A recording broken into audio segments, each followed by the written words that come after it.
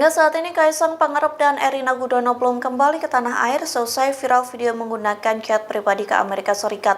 Menanggapi hal tersebut, KPK didesak bekerja sama dengan lembaga penegak hukum luar negeri. Dengan begitu diharapkan KPK bisa mendalami dugaan gratifikasi dari Kaisang. Dikutip dari Kompas.com, desakan itu disampaikan oleh peneliti dari ICW yakni Diki Anandia.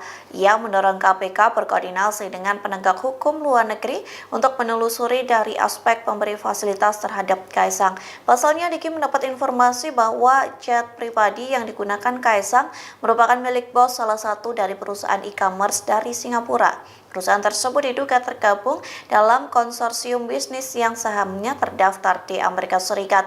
Diki menjelaskan secara hukum, Kaisang bukan penyelenggara negara yang wajib lapor kepada KPK. Namun kondisi ini perlu dipandang sebagai modus pihak swasta yang ingin memberikan gratifikasi kepada pejabat negara melalui keluarga.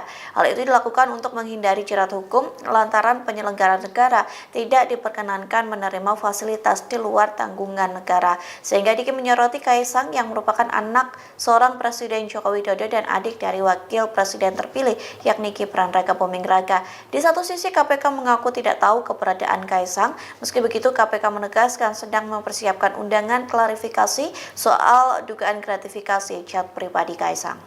Download Tribun X sekarang, menghadirkan lokal menjadi Indonesia.